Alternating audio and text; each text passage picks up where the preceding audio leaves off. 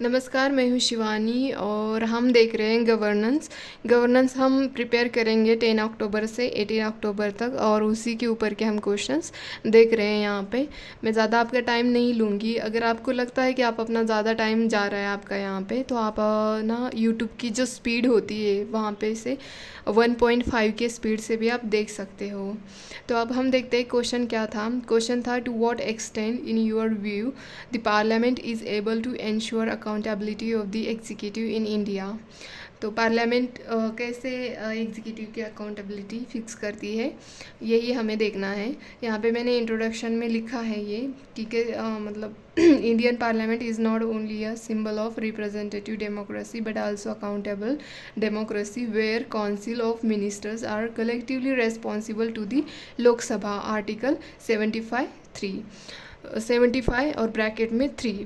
इस आर्टिकल के अंदर जो हमारी काउंसिल ऑफ मिनिस्ट्री होती है वो कलेक्टिवली रिस्पॉन्सिबल लोकसभा को होती है।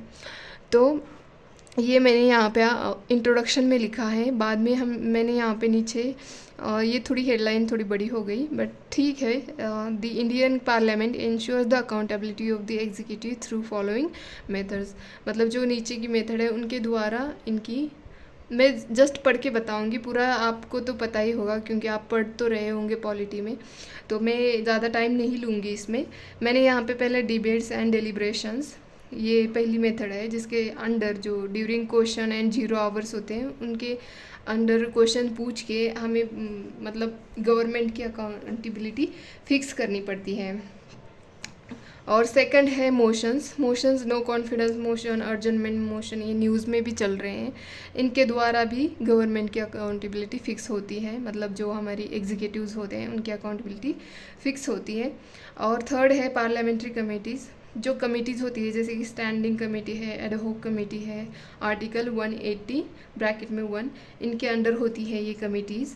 तो ये जो भी बिल आता है ये पहले इनको दिखाना पड़ता है, फिर बाद में वो एक्ट जाके बनता है। तो इससे भी हमारे एग्जीक्यूटिव की अकाउंटेबिलिटी फिक्स होती है। और फिर हम देखेंगे यहाँ पे 4th one, ensure financial scrutiny through department related standing committees, public accounts and estimate committees होती है। इनके थ्रू भी हम एग्जीक्यूटिव की अकाउंटेबिलिटी फिक्स कर सकते हैं। और 5th लिखा है मैंने, walk outs abstain from voting. Voting मतलब बिना करके हम जाते हैं ना, तो इससे भी एग्जीक्यूटिव के ऊपर प्रेशर आ जाता है और तो फिर वो अच्छा करने की कोशिश करते हैं ना, अकाउंटेबिलिटी फिक्स होती है यहाँ पे भी उनकी। 6th है रिजेक्शन ऑफ बिल।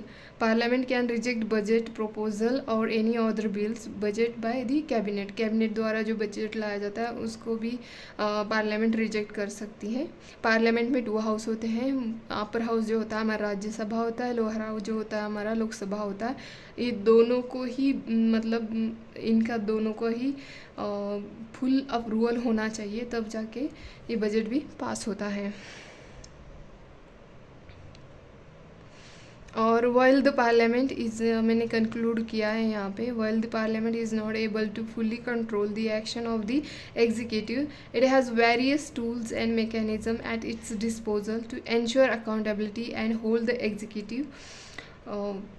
सॉरी, मैंने यहाँ पे दोबारा एग्जीक्यूटिव लगा क्योंकि यहाँ पे गलत हो गया था सेंटेंस मेरा। Accountable to the people of India.